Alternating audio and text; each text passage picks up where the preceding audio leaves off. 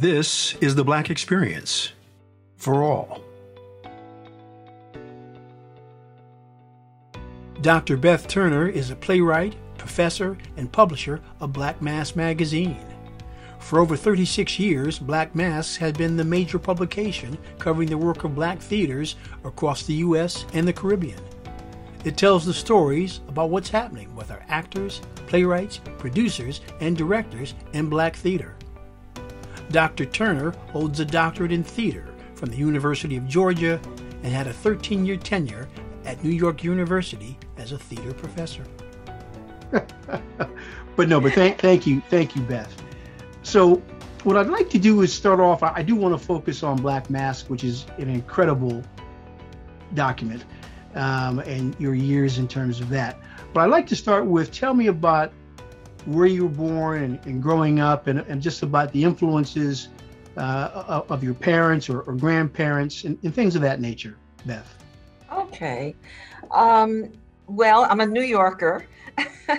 I was actually born in upstate New York, in Troy, New York. And then my family moved down to the Bronx and then finally to Queens. So I really grew up, my formative years were in Queens, New York.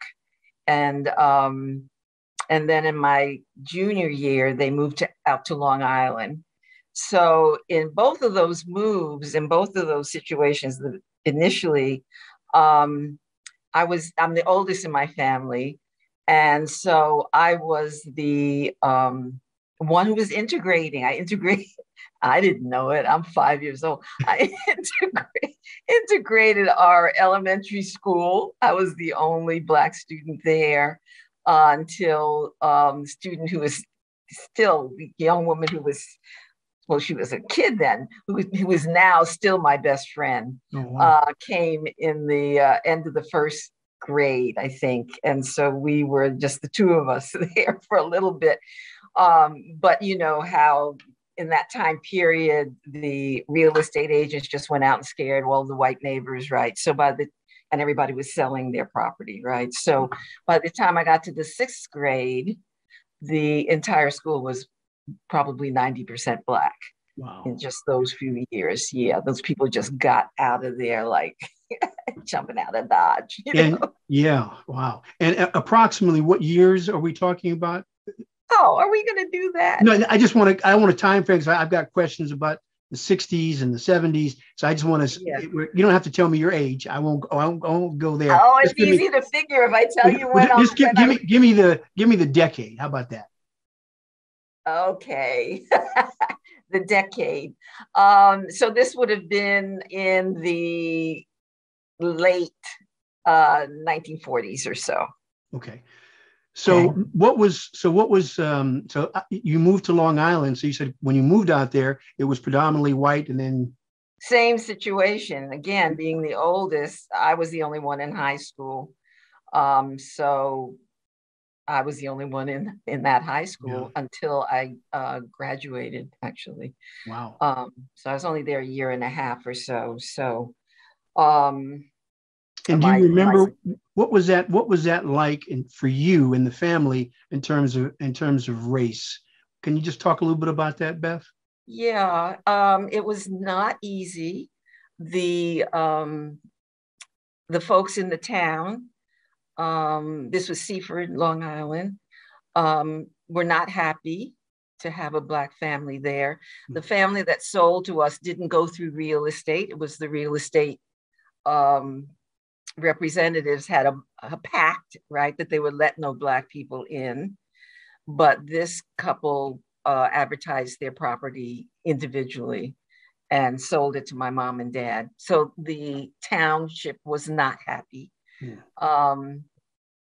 There were incidents, probably more for my brothers, who had paper routes and things like that, and were almost driven off the road on different occasions. On another occasion, we found out that people had gotten together to try to pool their money to buy our mortgage, to buy us out. For the most part, in the classrooms, it was it was all right. I had a really good guidance counselor, but I mean, there were incidents, Yeah. I've heard, sat up front and heard nigger in the back, so there were those kind of things. And then, of course, socially, there was nothing, right? There was nothing going on. Let me just pause for 1 second. Is it possible for you maybe just to move back just a little bit? Because when you lean forward, it's cutting you off a little bit. I don't want to lose you. That's Is this terrific. better? That's great. Thank you, Beth. Okay. Sorry. No. Thank you. So tell me, do you know why? What was the motivation for your parents to move out to? What was it called? Seaford. What was their thought process? Do you know that they being the only Black family in this community? I think it had to do with the fact that my dad loves the water. They both did. And this was property that was on a canal. And it was Long Island. Everybody was, trying to get to Long Island at that point. And so this looked like a good opportunity. They never really were daunted.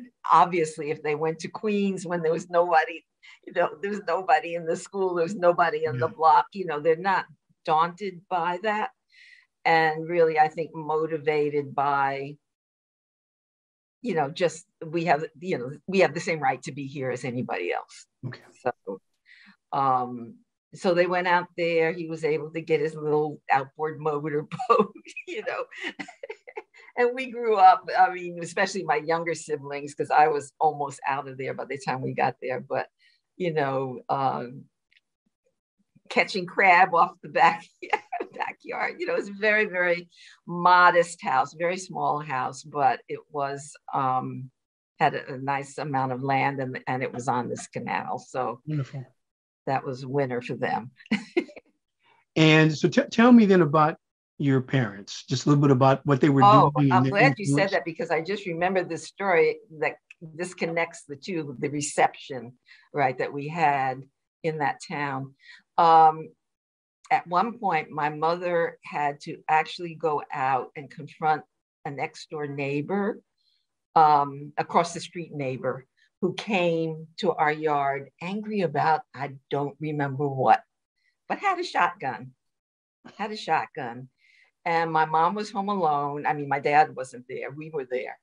And she went out and confronted him, and made him turn table and go back, whatever he had in mind. But so that tells you a lot about my mom. Yes. And dad. So she, very, very brave person. Wow. And so both of them, excuse me, go ahead. No, go ahead, Beth. I was saying that both of them grew up in upstate New York, and met up there. He was from Schenectady. She was from Waterville. All of these towns are like, next to one another. So Troy, Albany, Waterville, Schenectady, all within easy traveling distance of one another. And they struck out. The rest of the family stayed up there. They're the only ones that struck out and came to the city, came down to the city. And so he came looking for, had been in World War II, had served, and came looking for better work, because up in Albany, the only things that were really available for Black men was to work as a, what do you call them? Porters, redcoats, porters. Which is what his dad, Pullman porters, and that's what his dad had done, and that was what was the career path for him. And he was like, no, he wanted to be a draftsman. And in high school, they offered classes, I guess, in that could have launched him. But his guidance counselor, of course, said, there's no sense of you doing that. Nobody's going to hire a Black man. So, why waste your time, kind of thing. So anyhow, they came to New York City hoping he would have more of a range of job opportunities.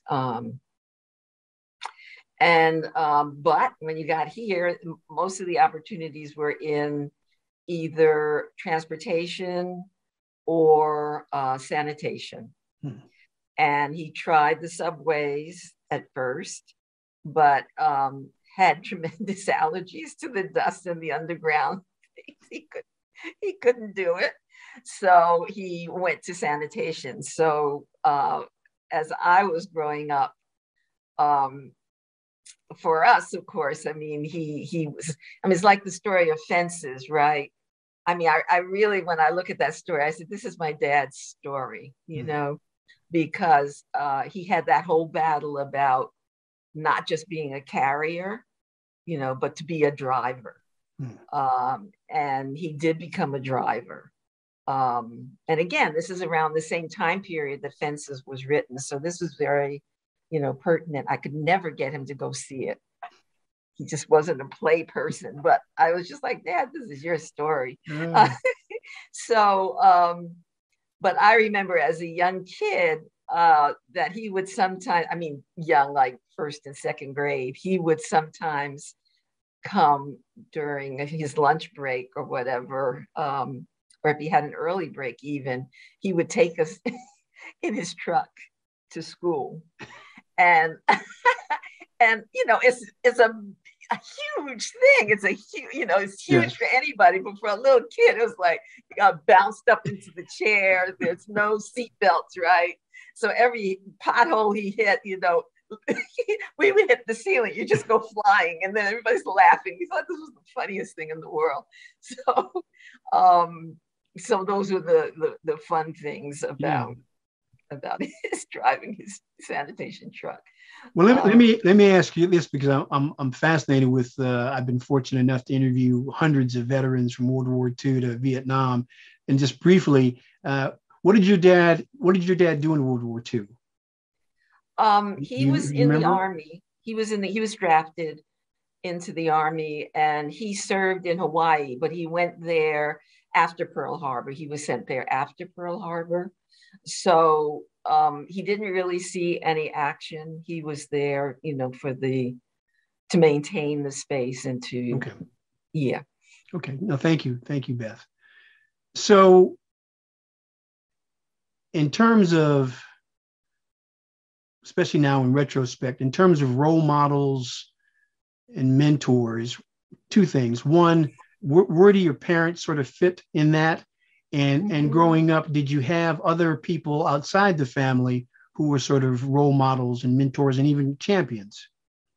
Okay. Probably my strongest role model was my mom,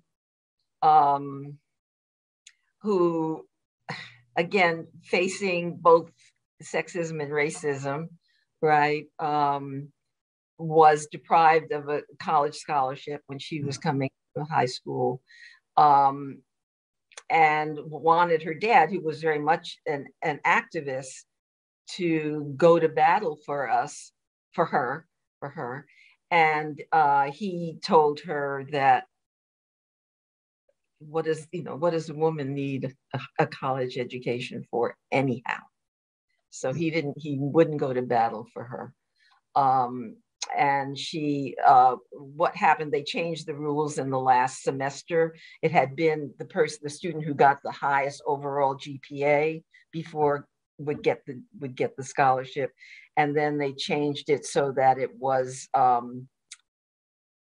across different areas. So you had to have grade points, you had to have points in a variety of areas in addition to the GPA. And there was an area that she had not taken a course in, which is, of course, what they were trying to find, to find the thing that would disqualify her. So, so anyhow, she didn't go, but she certainly had everything that, just a fabulous mentality, as was her father, who even as a red cap, right? Her father was a red cap also up in upstate New York, but used to entertain the students from Rensselaer Polytech he would invite them over on Sundays and whatnot and have philosophical discussions. And he wrote poetry, as did my mother. So really very intellectual people, just without the means of expressing that beyond their family. Okay. So she was very active in the community, very active in parents associations, always writing. She was up, would get up with my dad, who I think probably left the house around 5 in the morning, and she would write until we got up, which wasn't very long, probably just an hour. But she would write every day, and she did accumulate a wonderful collection of poetry. She had one of them read on CBS when I was working there, and we were able to. She tried really throughout her life to get her poetry published, and then finally we self-published it for her. Okay. So she had it, and then she took it around. They moved to Florida. She became the poet laureate of Brooksville, which was around where they were living, outside of where they were living. So, she took a lemon and made a lemonade, but I just can't even imagine where she would have gone if these doors weren't closed to her. She had that spirit. She would have been one of our representatives in Congress or whatever. I mean, she had that. She had all of that. So she was a huge role model for me. Yeah. Well, no, it's great that you say that, because I mean, there were so many women like that, and in my family, both my grandmothers, I think both of them. My father's mother, I think, would have been a bank president, CEO of some giant bank firm. And my grandmother, my mom's mother, she probably would have been, she could have been ambassador to the UN. I mean, so there was, so that's right. Those doors, the only thing that was available was for women was to be a teacher, and maybe a nurse. But a lot of women worked as housekeepers and maids and so on. And just a tremendous loss to our society that these amazing and to our community in particular, because I just looking at those two generations, how they were recycled, like it was not the immigrant experience. It was not even though they weren't far from the first generation, but even if I went back to my grandfather, just looking at his generation, the next generation couldn't move, right? There was no building on and then into the middle class. It was, you're a red cap. Your child is going to be a red cap, right? Your daughter, if she works, is going to be a housemaid, right? And that recycling, we don't care that you're intelligent enough to entertain these, Rensselaer Polytech students, or that you write poetry. You're not moving up the ladder at all. And so you recycle another generation in the same place, just those kinds of losses. Yeah. So you talk about your mom as your mentor. Was there anyone else outside the family that sort of you looked up to, Beth?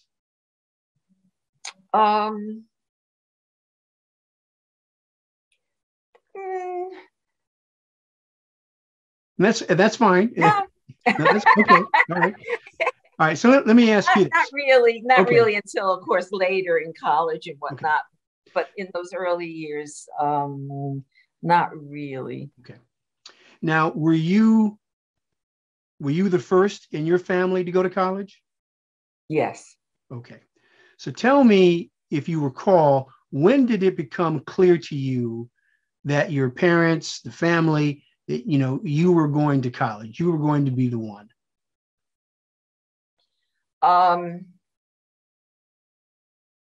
Early. Early, because I think my mother was there, always encouraging me in school, and I was doing well in school, so she could see the possibility. I was doing very well. in all my grades through elementary school. And then in junior high, I qualified to skip a grade. So probably somewhere there in elementary school, that possibility became a real thing for me. Right. Yeah. And where did you end up going to college? I ended up going to college at Colby College in Waterville, Maine. Okay. And that's another story. Well, I was going to just ask. I hardly even knew where Maine was in the map, right? Although it's interesting, I ended up doing a paper, I know in English, that ended up being about several of writers who were from Maine. So go figure, this was before I knew I was going to Maine. But I had applied to several places, including Howard. And, but, you know, my dad was a sanitation worker, even though at this point he had moved, you know, taken the exams and moved up to foreman. He's still foreman with 4 kids. And by the time I left for college, my youngest sister was just born. Wow. So okay. 5 kids. So I remember when the guidance, not the guidance council, but the recruited admissions officer from Colby came down to the school to talk to us and all of that. And, you know, they're laying out what the cost to go to the college is. And I'm looking at it. It was, and again, in today's numbers, it seems like nothing, right? But it was somewhere around $3,500 or so to go. That was a lot of money. But my dad's entire year's salary was $6,000, right? So I was like, how does this work? You know, this is not gonna work. So, but they were determined to have, you know, some more, and their guidance counselor was Bill Bryan, was such a sweetheart. He was such a mainstay for me up at in that college experience and in that getting into experience. And he came and sat down with us and helped us fill out the whole thing about what our budget would be. You know, we're putting down the things like new clothes for me, what I would usually get. He said, oh, this will never do. And he put in figures. I was like, oh, really? Really? You got to be kidding. You think, oh, wow, okay, that's nice.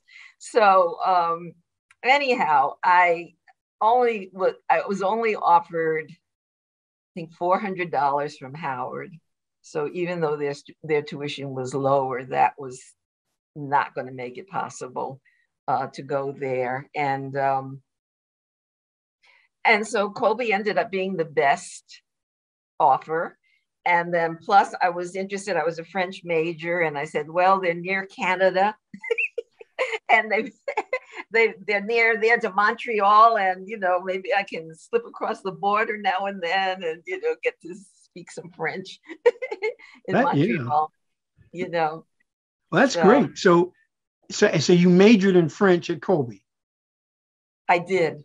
Now, how unusual was that for a Black person, a Black woman majoring in French?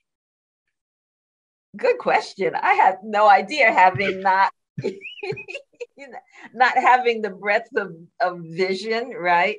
Not having that many friends or family friends who were in college. You know, I had no idea what people were majoring in, but I was bitten by the French bug because my mother had studied French in high school and still had a couple of her little grammar books on her bookshelf, right? And I picked it up once. I remember running into the kitchen and I'm you know, each word, looking it up in the back, trying to get through a sentence. And I was like, I ran in the kitchen. I said, Mom, I see a lot of this word all through it. I said, what does this mean? Ooey, ooey. She says, that's wee wee. It means yes. I said, oh, okay. Ooey was spelled ooey, ooey. Yes, that's right. Oh, that's great. So anyhow, I was just fascinated with the language, and then the window that opens into the culture, you know, a whole different culture. So then the thing became not only going to college, or maybe that possibility didn't come in until maybe my first year in college, but then it became possibly the opportunity to go to France, right? With this French major.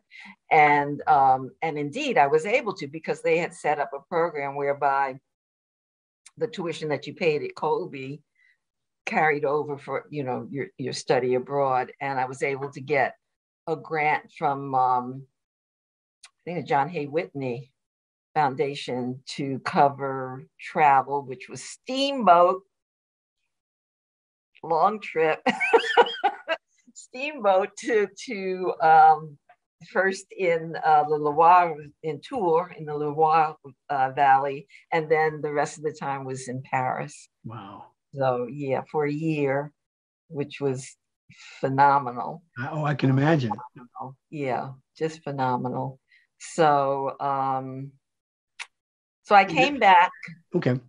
Speaking like a native, pretty much. I mean, I had several people say that. It was like, and also it opens up the whole diasporic world to me, because I'm running into all these French-speaking Guadeloupeans, Martinicans, North Africans, and they're running up to me. What country are you from? You look like my sister. You look like my aunt. You know, it's like, oh my God.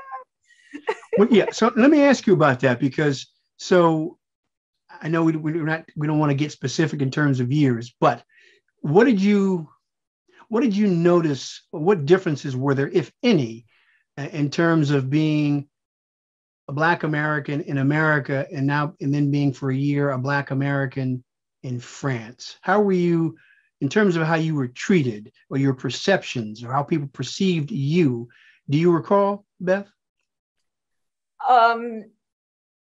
Well, I mean, I went over, I think I was old enough then to know some of the folklore about how, you know, Paris, the French were more open to African Americans, you know, the stories of Baldwin and Robeson, and, you know, Black artists who had gone there and had, you know, this real kind of welcoming feeling. So I was kind of like feeling I was going to be welcomed. and there was that. I mean, I don't think I had any real incidents as such myself. But again, there was something structurally there. I remember while I was there, I translated a really important article, I thought, on race.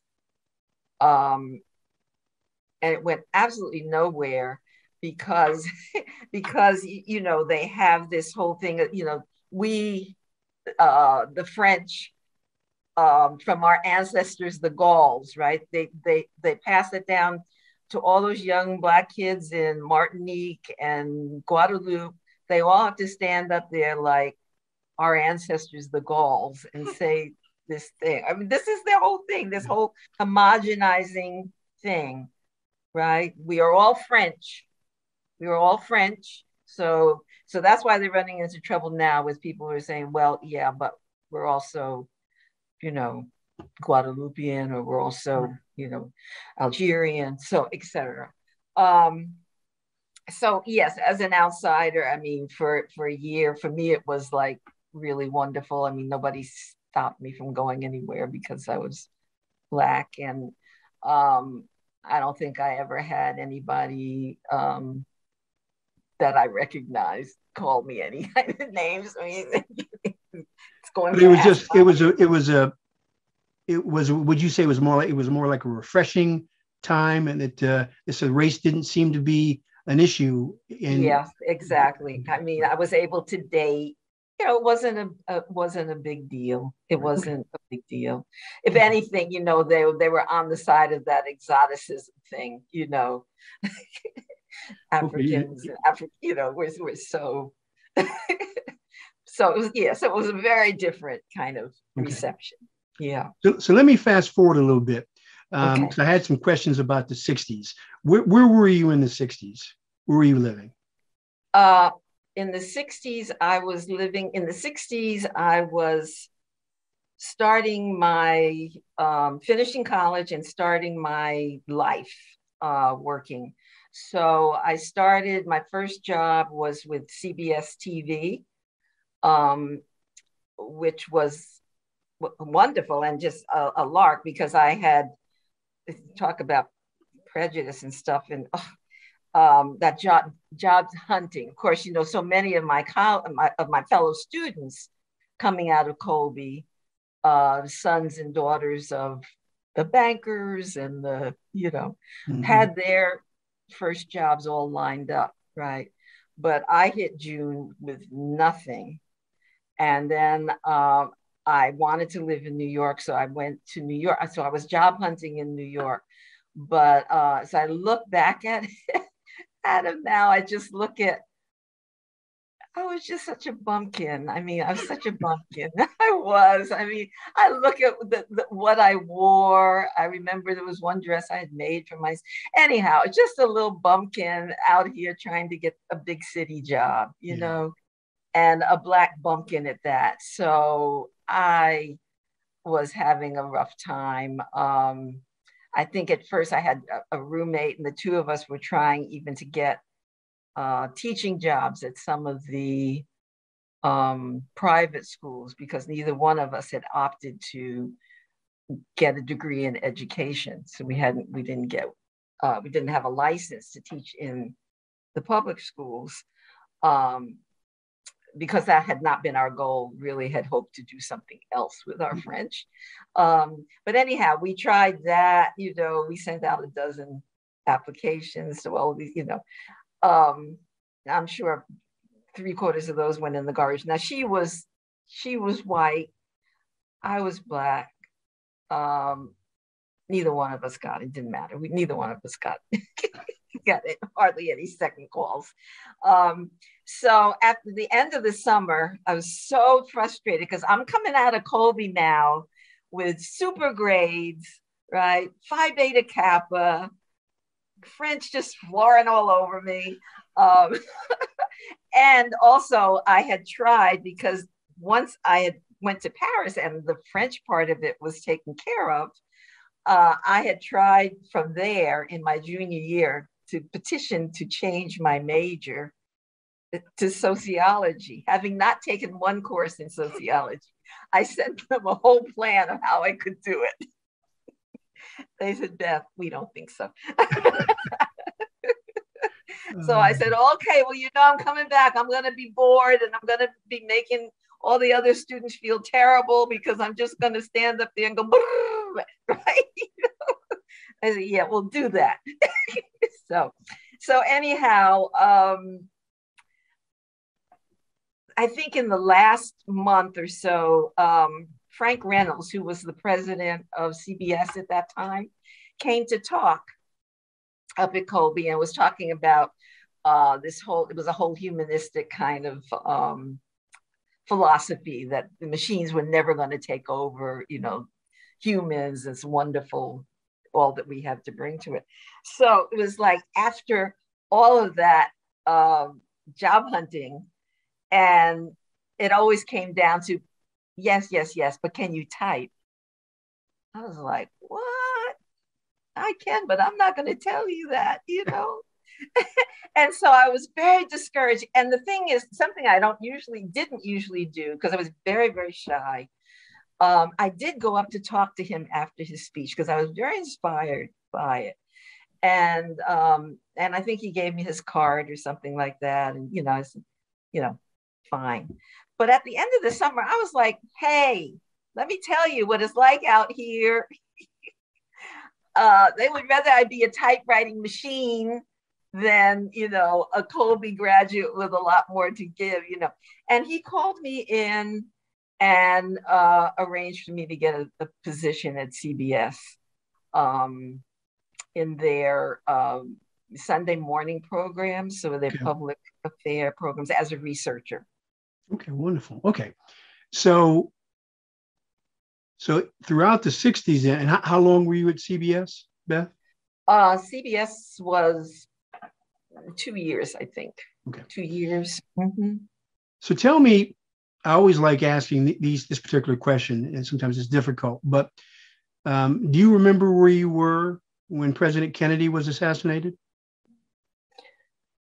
Um,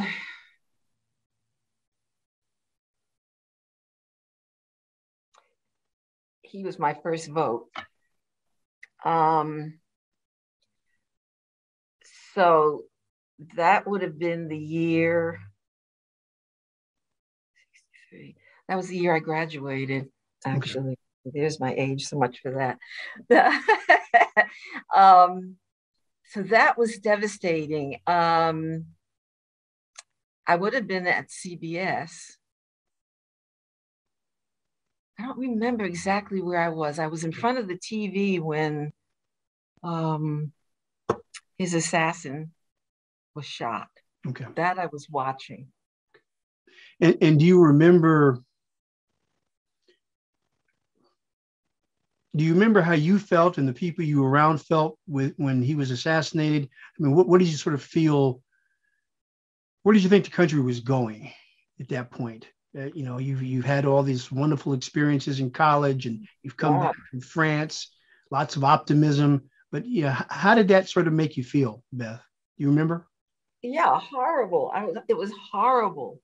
I was so devastated. Adam, I am still devastated. I still cannot watch that footage. I still cannot watch stories, historical documentaries about that. Okay. It was traumatic to me. It was absolutely traumatic because I was so proud of our having elected him, not only for his, beliefs and policies and all, but the fact that he was the first Catholic. I mean, it just felt like, one of those moments. It felt like the Obama moment, right? It felt like that, and that we were on the cusp of really getting out of this this morass of racism and civil rights movements moving forward. And no, it was a really heady time that kind of just had real ice water thrown on it. Okay. No, thank you for sharing that. So then I'm going to move forward just a tad. So obviously the civil rights movement is there in the '60s. And I'm going to ask you about Malcolm X, his assassination. But was Malcolm X, since you were in New York, can I assume that Malcolm X was on your radar? Yes. Oh, yes. Yeah, definitely. Aware. Okay. And do you remember, not necessarily where you were when he died, but sort of when he was assassinated? Again, what kind of take did you have on that, Beth? Horrible. I mean, first of all, for me, it's horrible for anybody to be assassinated, and in political life, an assassination. But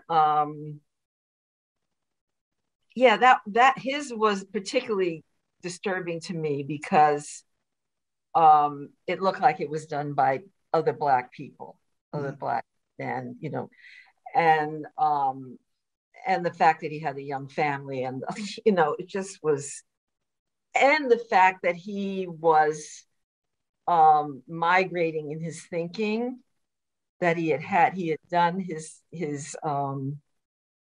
he'd been to Mecca. He had seen the world and through different eyes, and seen,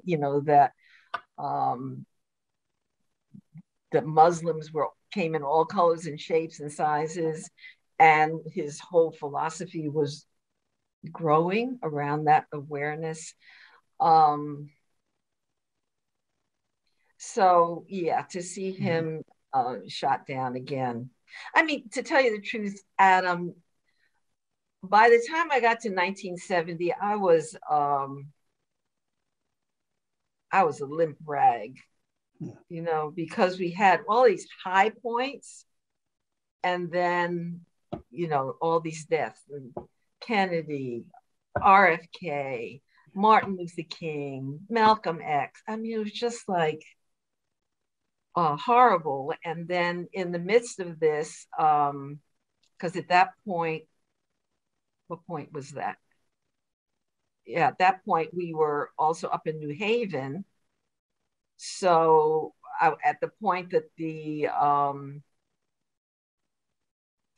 Panthers became active in New Haven, and several people that I knew converted, I don't know if that joined the Black Panthers, and then got caught up in that FBI web. You know, a lot of them got killed. It just was, I mean, I was carrying my daughter because we were friends with, you know, many of these people, not in the movement per se, but had been friends and, you know, knew them. FBI came to the door when my husband, of course, all kinds of clicks on our phone and whatnot, all of that business. Wow. And they came to the door and we lived up a flight. And I think I must have been like ready to totter down the stairs. I was so heavy with her. And they said, you know, is your husband home? And I said, no, who should I say is calling? I could see it right away. I was like, this is the FBI. Oh my God. Oh, my so they never came back. You know, they never came back for him. But, you know, all of that was going on and nobody knew who was what, who was surveillance, who was really, you know, Black Panthers, who, you know, it was just a hard time. That's interesting. Yeah. I mean, so tell me then, if you could, now you talked about 1970, you felt like a limp rag, but what was it? And you're in New Haven at this time. What do you think the appeal was for people who were your friends to join the Panthers? Oh, I think the appeal was their social programming, right? I know several people got on because they loved what they were doing with preschool kids, and also with distributing food, you know, that side of it. And then, of course, there was the other side, which was, you know, the racial injustice, the social injustice, you know. So there were, you know, brought in people from both areas. It also brought in a lot of people that I knew through their kids. So, for instance, we had met the Huggins, who were like stalwarts of Black New Haven, but their son, oh man, I'm going to forget his first name, was out in Berkeley, right, and was killed. In Berkeley as part of the Panthers. And his wife, who's Erica Huggins, came back to New Haven and she was pregnant with their baby. So their baby was born probably about 5 months before my daughter. Right, so, you know, got to know her a little bit that way, but she was still very, very much involved with the Panther movement at that point. So it was just kind of in and out, the whole fabric. It was just people all through the fabric of New Haven Black community, really. So when you look back on it, Beth, let's say 1970 or early 70s, the state of Black America, I mean, are you individually and the people that you know, are you optimistic? Are you pessimistic? What's the mood of where we're going? Looking back from there now. Yeah. Looking back. Adam, to tell you the truth, my overwhelming feeling is I thought we had this done. You know, we worked so hard. I thought we had done this. I thought this would not be the issue for this generation's young people.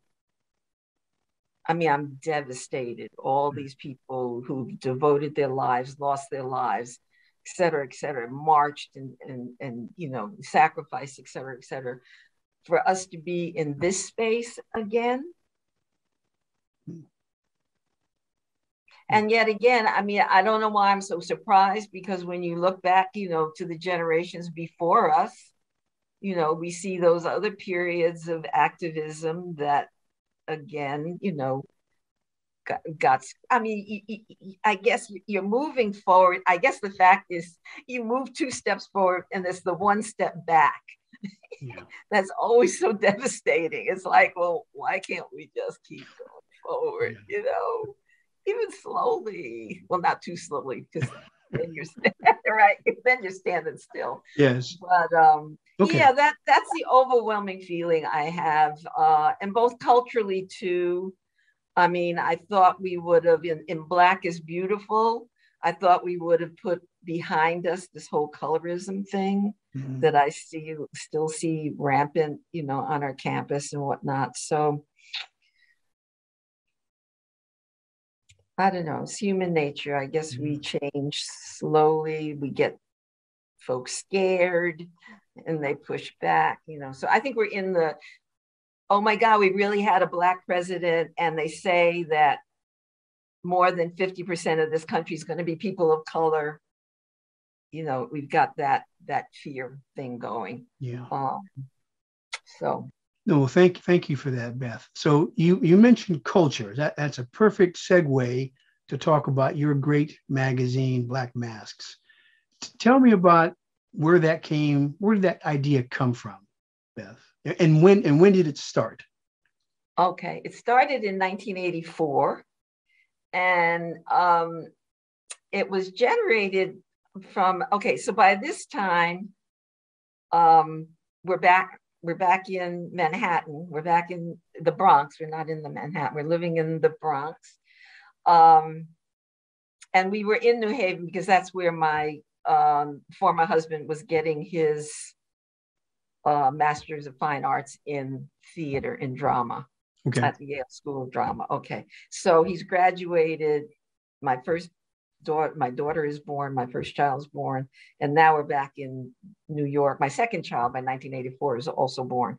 Okay. So, and I'm starting to be involved in theater as well.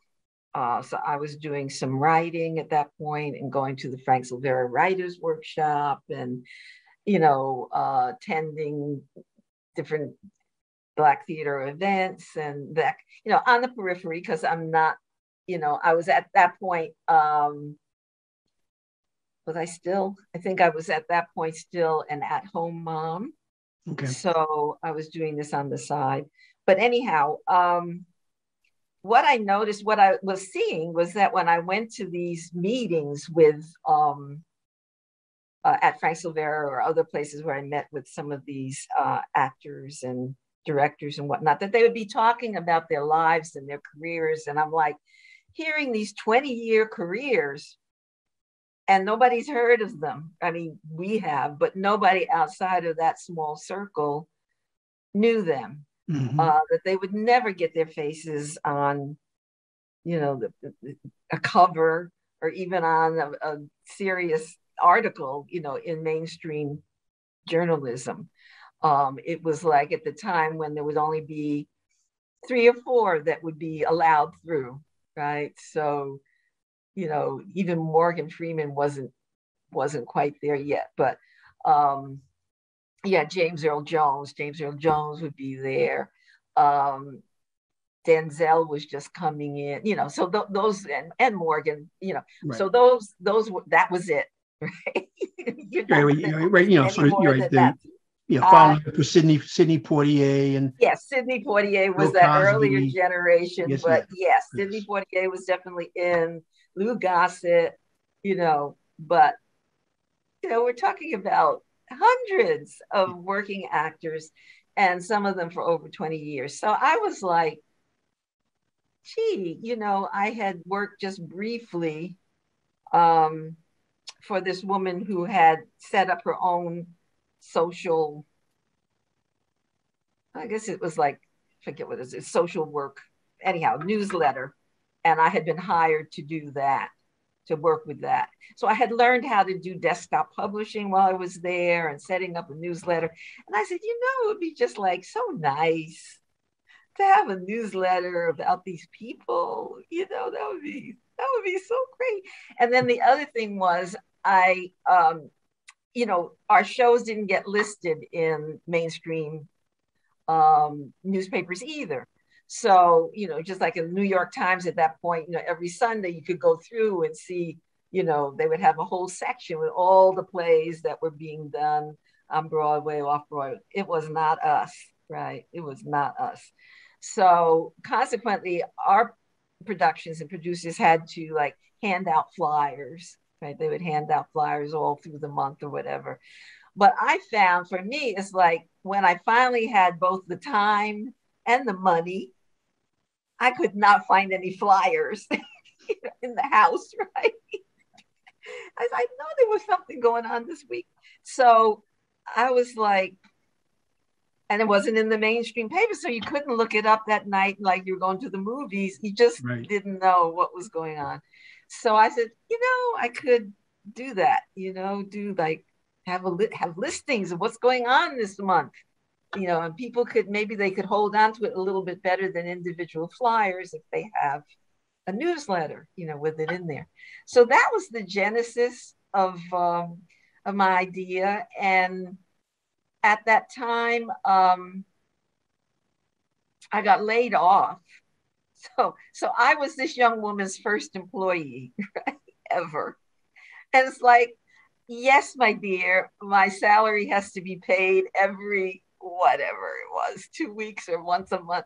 So she's like running out of money. So next thing she turns around and says, I can't keep you on. I was like, I gave up a job. I got 2 kids. What are you saying? She said, I got to let you go. So I was like, well, okay, well, then I'm going to apply for unemployment insurance, right? Oh, no, don't do that, because she hadn't done something that she was supposed to have done, right?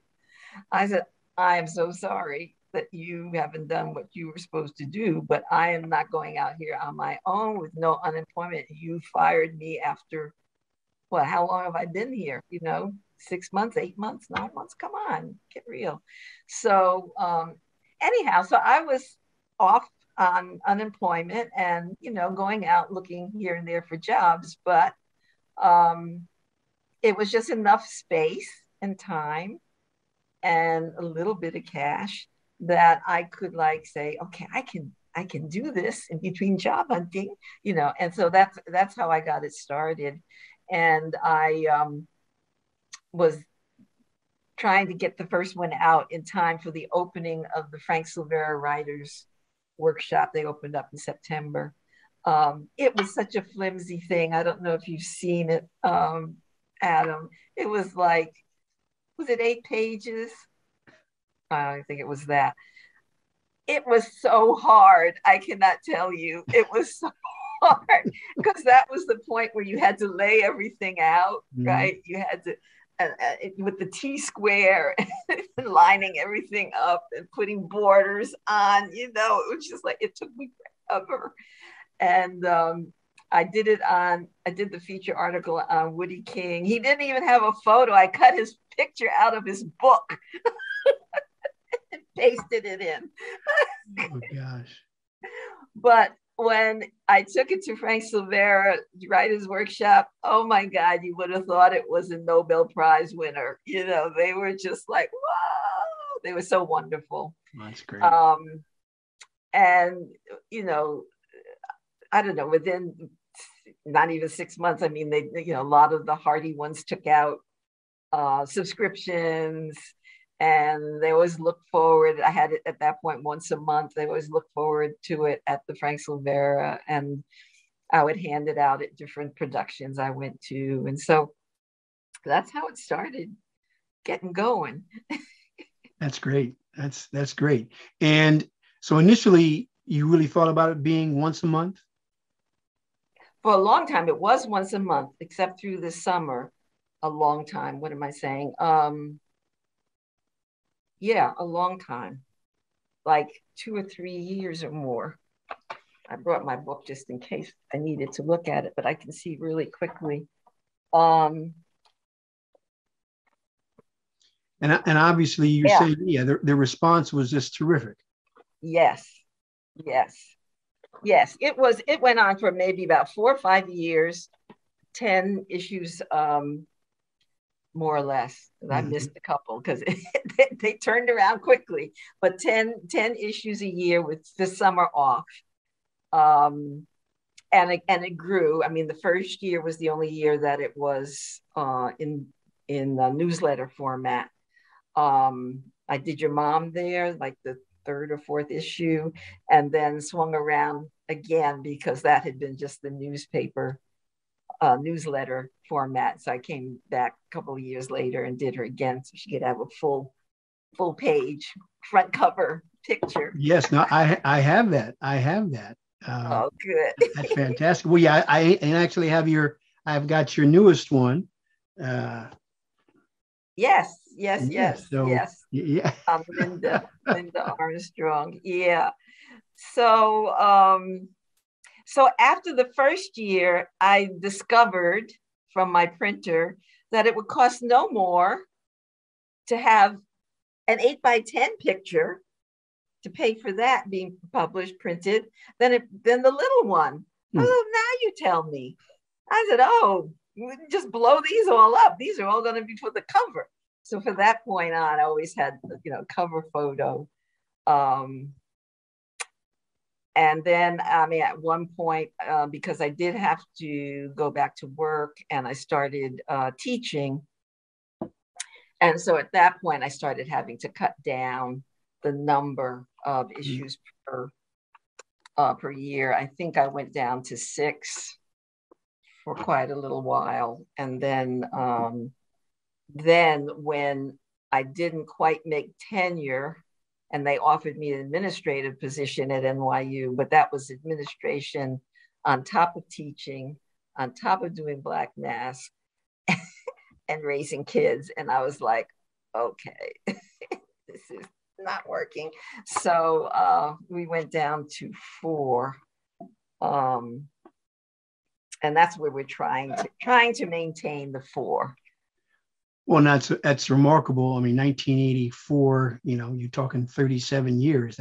Yes. That's fantastic. Yes. That's fantastic. And so, when did you begin to? Obviously, you talked about it. It was focusing on theater in New York and in Manhattan and so on. But when did you start to branch out and sort of also incorporate theater from across the United States? Do you recall?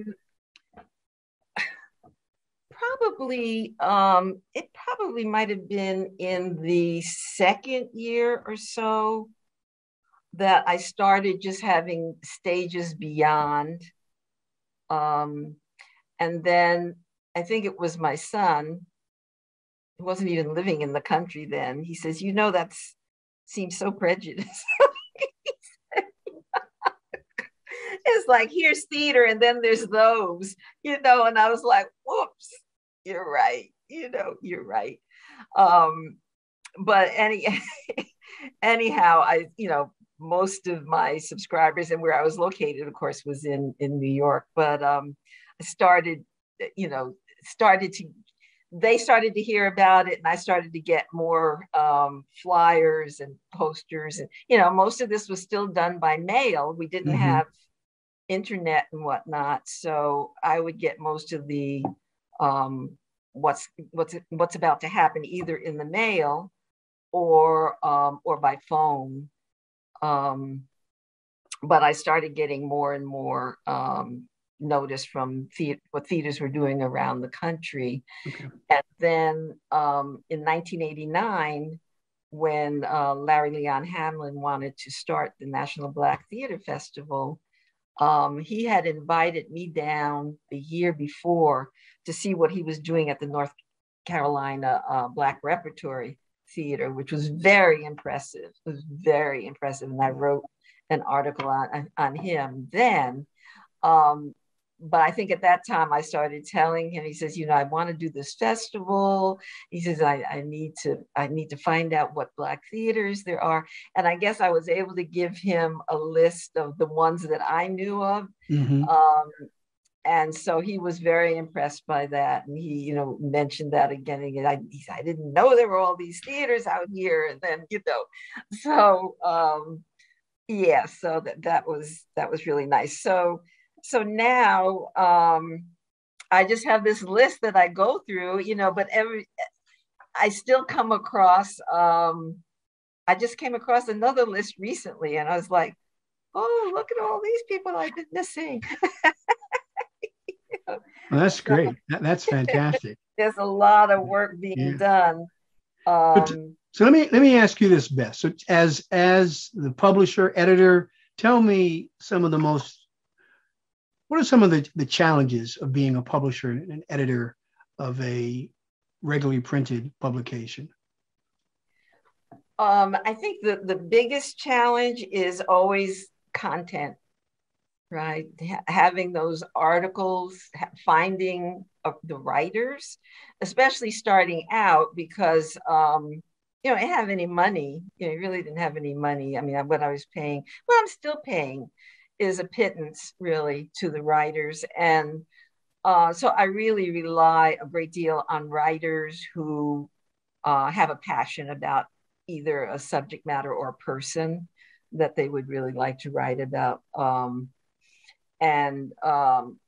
So it's always, they're struggling this issue, this issue coming up because the writer of one of the articles I thought I was all set on, unfortunately has had a recurrence of a bout of cancer and had to back out.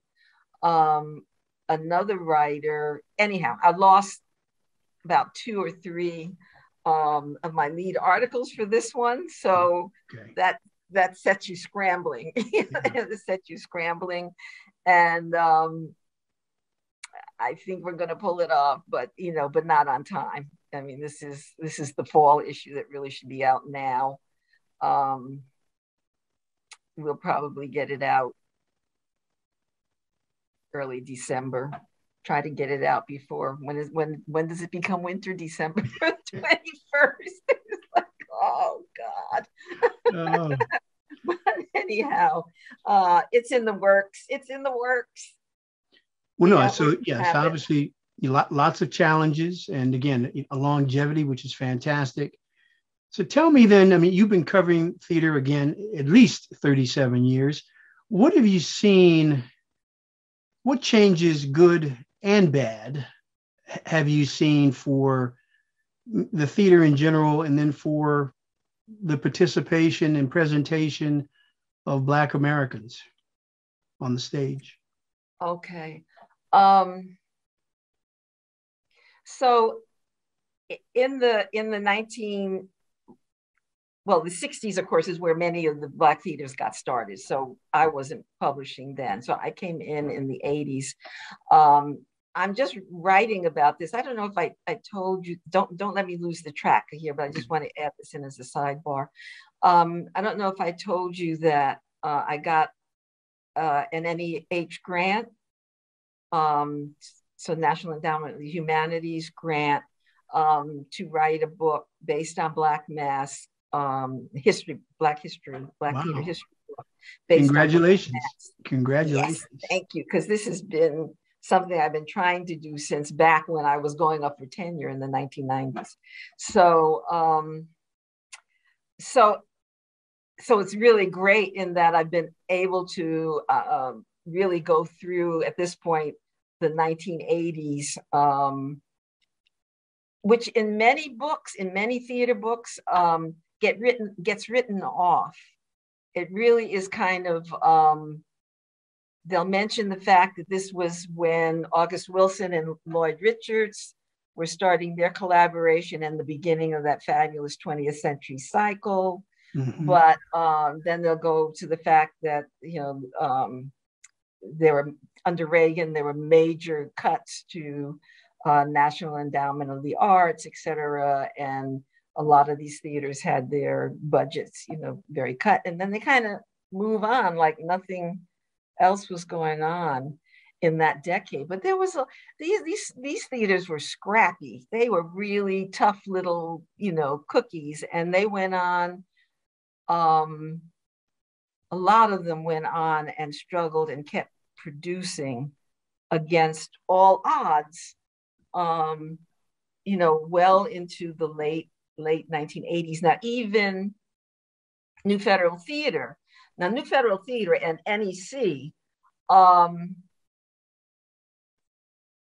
were the powerhouses, right, of the early era. So coming into the 1980s, I mean, Woody at some point was producing 14, main stage shows a season. Yeah. Right. And NEC was also producing, 5, 4 and 5, and then also having developmental, productions and whatnot. So there was a lot going on coming into the 80s. And then you can see as their budgets got cut, despite all the stuff that they're doing, despite the fact that NEC has produced A Soldier's Play and gotten a Pulitzer Prize, despite all that, they're still getting major cuts. So by the end of the 80s, you could see NEC was really in trouble because also they had lost their theater spot by 1990.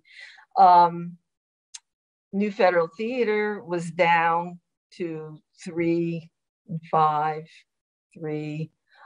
productions. And again, everybody's cutting back on the number of characters. You can't afford to pay the salaries.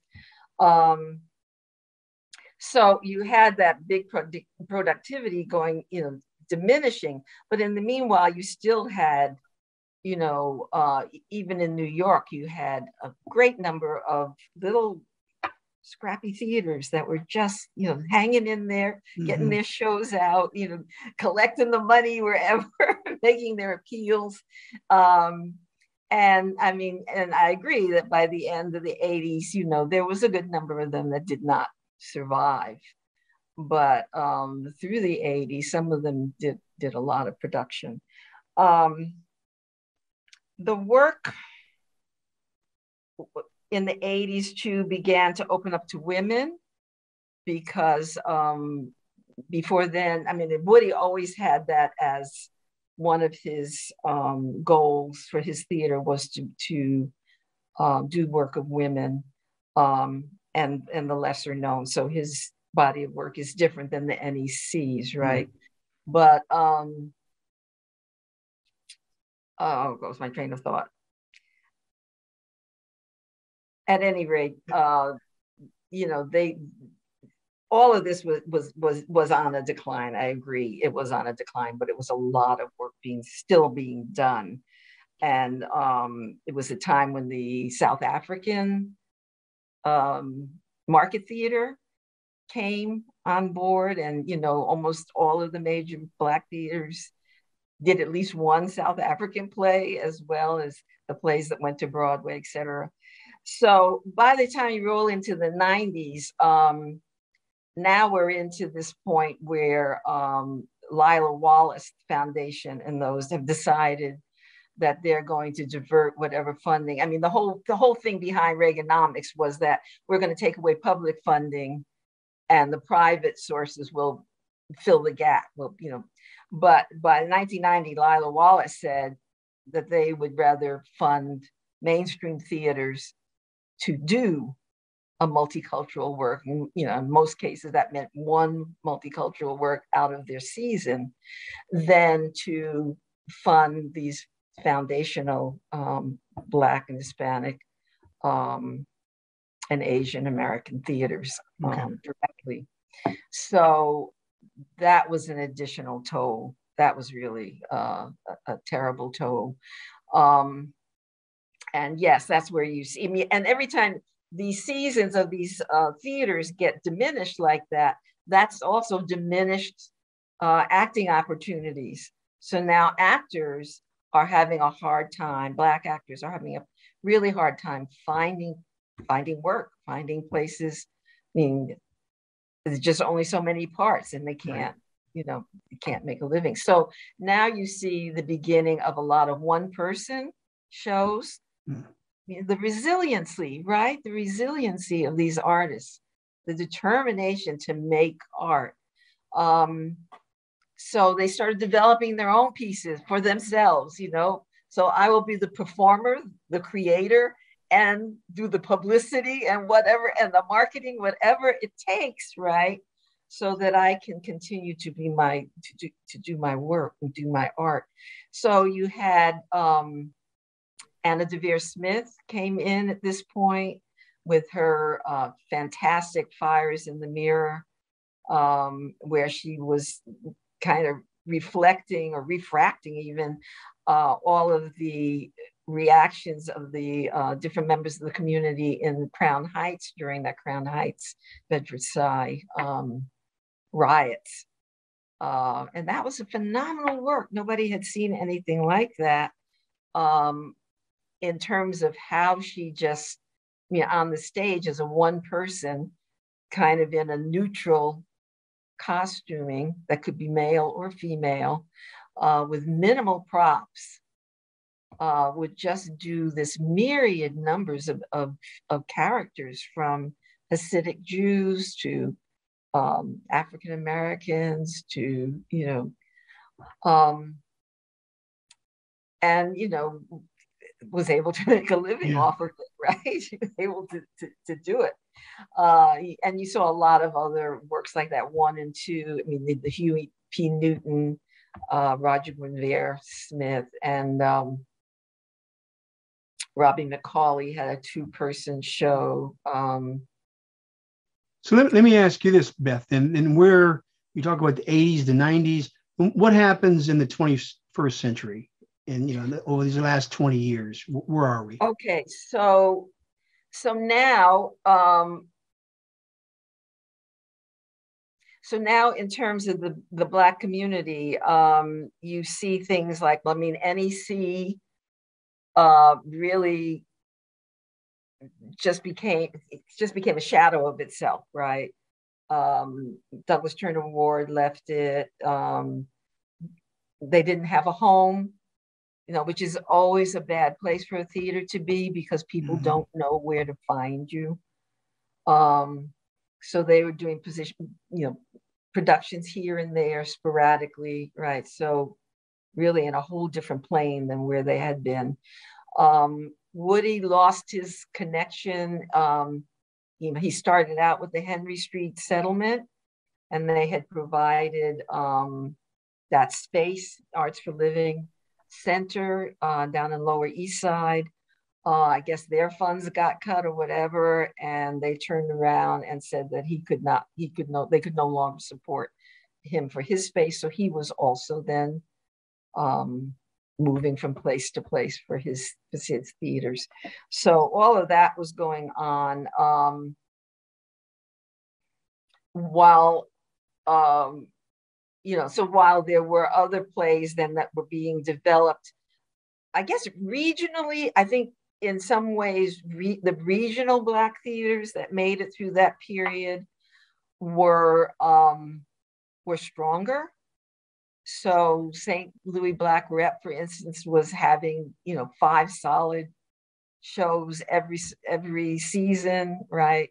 They had their theater, they had nice sizable theater, good productions, good production values. Ensemble Theater in Houston also came back from the loss of their founder, and under Eileen Morris, they were also and are still doing full seasons. And many of those theaters, as opposed to theaters in New York, which again, I know there's a difference in real estate costs, but there are more theaters regionally that own their theater, own their space, their land, than in New York. I mean, in New York, I think the only one that, give me some squeal room. The only one I know of that really owned their own space was National Black Theater, and Barbara Ann Teer's theater. And they ended up owning that whole block on 125th at 5th. And now they're in the process of renovating. I don't think they're moving. I don't know if they're moving to another block, but there's a whole big, new process going on in terms of renovation and new build. It's a new building. I think it's the same block, but there's new construction going on. And so they have that block. Okay. But they're about the only ones I know. So let me ask you a couple of things, Beth. Where does, I'm not sure, you're the expert historian, how you would term this, but where does Tyler Perry's type of theater, I don't know whether that's called anything specific, but where does that sort of fit in or has fit in terms of the theater for Black people? Okay, so the term is urban circuit. Urban circuit. Okay, thank you. Yeah. So, which is an upgrade from Chitlin circuit, right?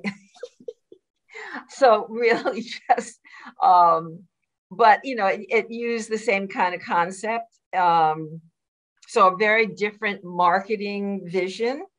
So rather than trying to sustain a theater in a set spot or set city, do the production, hype the market in advance on the radio, in the churches, whatever, bring it in 3 days, 4 days, let everybody who wants to see it crowd into that theater, and then you take it off to the next spot. It's a marketing plan that worked very, very well, right? And has worked very, very well, as you can see, for Tyler Perry, who, yes. Has just gone on to create, massive industry around his work and around his vision. So there's some frayed nerves between folks on the urban circuit and folks in traditional Black theater. So you get quotes from, it's another urban circuit impresario. I don't want to name the wrong name, but anyhow, he said something like, well, if all these audiences that go to see August Wilson are primarily white, then why are we calling that Black theater? And then he went on to say, he said, and plus it's the marketing is bad. He said, instead of fences, it should be called Black man, stronger woman. So it's a different aesthetic, right? But very appealing. Right? It moves in on a lot of them have the gospel music, dealing with with a moral, usually at the end, and a lot of good work being done. A lot of major actors and have moved in, and worked there. So it's, I don't know that they're still meshed. They're still a little running side by side. Okay. They. No, thank you, Beth. So then where do you think we are today for Black theater, especially mainstream Black theater? Yeah. Well, we look at, coming out of the whole movement these last couple of years, and all in the BIPOC statement that really had kind of put the white theater establishment, put their feet to the fire about, all of these conditions that really have been ongoing for years and years. And many of them have responded. Again, I feel we're in one of those 2 steps forward and then where does it fall back? So for this fall, we have, what is it? It's 7 or 8 Black shows opening on Broadway. Yeah. So that's, and Black, when I say Black shows, these would be Black written and cast. Because even in the 80s, we had a time, which season that was, I should remember, I just wrote about it, I think 1988 or so, where there were a lot of black shows being done on Broadway. But it was also bringing in those traditional white written musicals that were either black themed, like Porgy and Bess, right. Or Showboat, I think were on the same time one season. But you also had Woody brought in Checkmates by Ron Milner, and of course August Wilson had two plays up on Broadway at the same time, 1988 through 87. He had Fences and The Piano Lesson were both playing simultaneously. But anyhow, everyone is heralding this season. And rightfully so. I mean, also it's the first time that Metropolitan Opera has had a black written piece being done based on Charles Blow's autobiography. And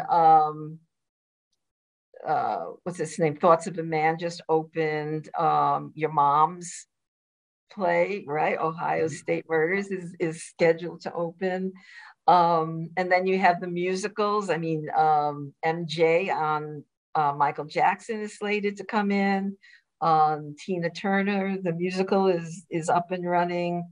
Ain't Too Proud to Beg. You got a serious number of black works being ready to be produced. Now, the thing will be seeing how they survive on Broadway. I think also they're being introduced at a time that is, very fragile, right? Are the audiences back yet? Well, we don't know. Let's put some black works up and see. We're always at the head of the troops, right? That's it's right, like, right. Okay, Yeah, well, I guess that's to lose. Yeah. Well, yeah, that's interesting because obviously, I mean, that's right. If we talk next year and there's only, we go back to 0 or 1. I mean, I don't want to be pessimistic. I consider myself to be an optimist, but I'd be pretty stunned if there were 8 productions on Broadway next year. Yes, yeah. And that's the thing that I'm worried about, because then depending on how they do, then that becomes fodder for an excuse. Right. Well, we had this, but 5 of them didn't make it. So, so I'm hopeful too. I mean, I think it's a wonderful array of work, and I'm glad to see it happen. I'm glad for the playwrights and everybody involved, the whole creative team and the cast. It's good salaries. It's it's good. I just am always leery. It's something that Garland Thompson, senior, forget it. Garland Thompson Sr. used to say at the Frank Silvera Writers Workshop, he said, Broadway is where Black theater goes to die. He called it the graveyard. Okay, no, that's... Why do that? He said, there was a wonderful piece that was playing at Billie Holiday called Innocent Black. It ran there for 8 weeks, I think, and they decided to move it to Broadway. Did it last? I don't think it lasted a month. And he was like, graveyard. Yeah.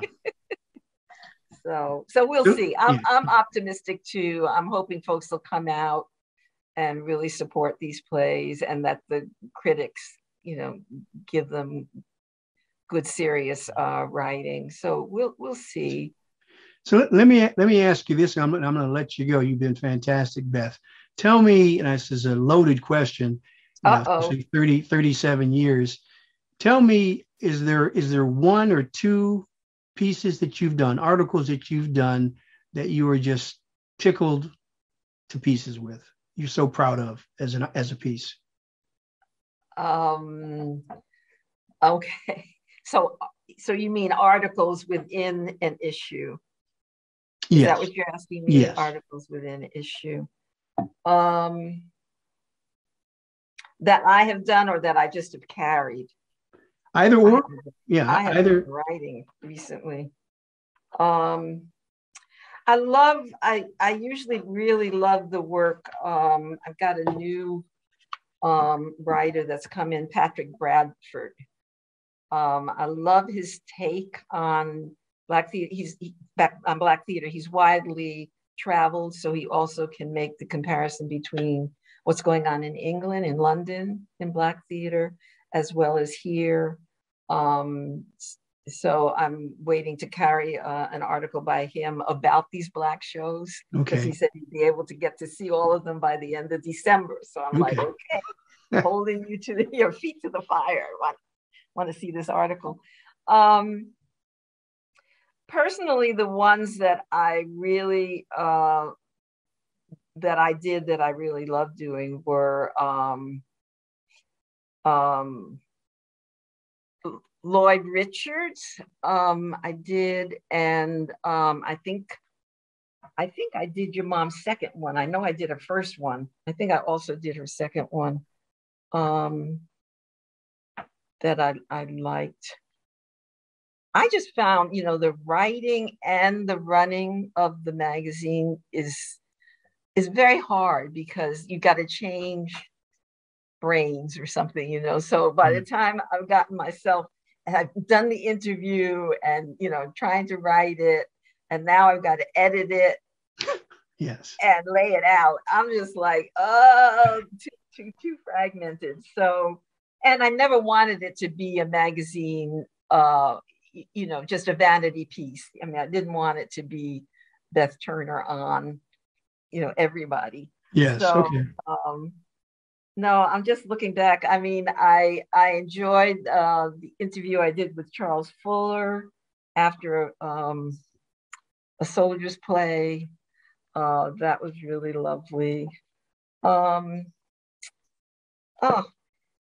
Yes, this is a loaded question, because you've done a great job answering, and I'm going to ask you one more. I'm going to ask you one more about you, and I just wanted to say I'm looking at it right now.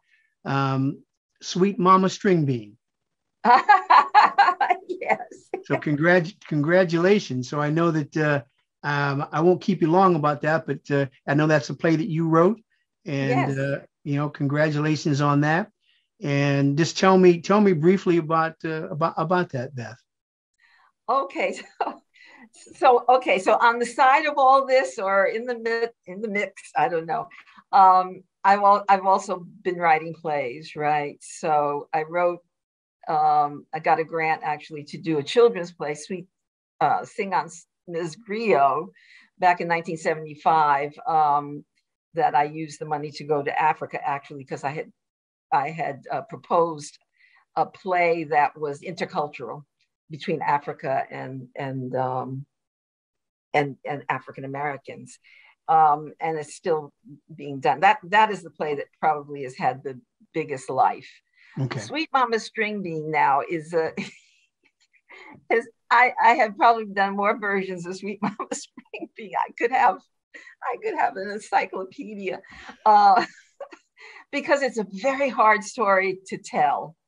And I couldn't find the vehicle for telling it, because her career, this is based on the life of Ethel Waters, and her career lasted so many years, from when she was like 17 and thin and tall, to when she was in her 70s and weighing 350 pounds, right, and in ill health.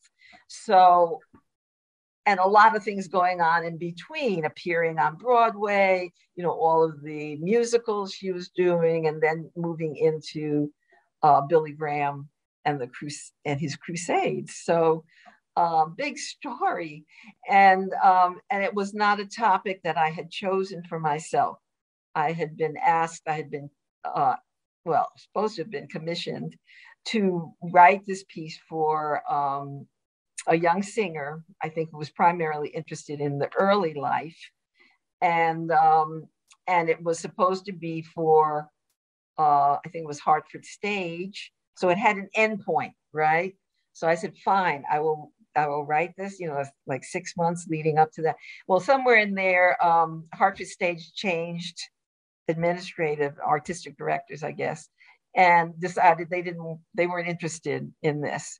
But the agent who had commissioned me, but luckily in the end had not paid me any money because he became a stalker about it. So he kept on coming back, right? Well, one more page, or, do this scene again and do that scene again. I was like, hello, there's no end now. There's no like January production where all of this, comes to some, no, let's just keep working on. No money. So finally I had to tell him and keep me on the phone for hours. I had young kids. I was like, can't do it. So he got nasty about it. You're under contract or something. But when I went to volunteer lawyers for the arts, they said, well, has he paid you anything? And I said, well, no. They said, you are scot-free, and he is harassing you. So anyhow, it was such a painful experience. I mean, it was really painful, that I just looked at it and I said, God, I did all this research. I mean, it's, you got to get back into that time period and the language and what was Harlem then. And my God, a lot of research. So I said, let me make it something of my own. And that's where the journey began. And it's been, I don't know, so long, 20 or 30 years. Woody did a production of it 4 or so years ago that he also took to Bermuda. But it wasn't quite my vision. I wasn't there. I was already down in Florida or Georgia, one or the other. And when I came back, I mean, it was, it wasn't my work. It wasn't my work. So this is the first production that I've had where it really, I could really see whether it was working or not, rather than having somebody say, oh, that's not going to work. Let's do this. I was like, wait a minute, this works, So that's my wonderful. current director did it. And I'm so sorry that you and Adrian, I don't think, got a chance. They did stream it for about a week and did a really, really wonderful job of it. I'm asking them for a copy. And I told them, I said, no problems with any kind of royalties or any kind of disagreement with the author. So it can't be that excuse, what excuse is it gonna be? It's like author approves. Well, no, I'm glad it went well, and I just wanted to ask you about that. And that sounds like it's a long journey. So congrats. That's wonderful. Thank you. Yeah, it went beautifully. So, Beth, thank you so very much. I've taken up a lot of your time. It's been absolutely wonderful. And I'd like to see if we could talk again sometime soon. I would love it. That was really, really very nice afternoon. Well spent. Thank you, Adam. You're such welcome. A good interviewer. Oh, thank you. Thank you very much. This is the Black Experience for all. If you like what you hear at the Black Experience, please consider clicking on the Join button to support our nonprofit. I'm Adam P. Kennedy. Thank you for joining us. This is the Black Experience for all.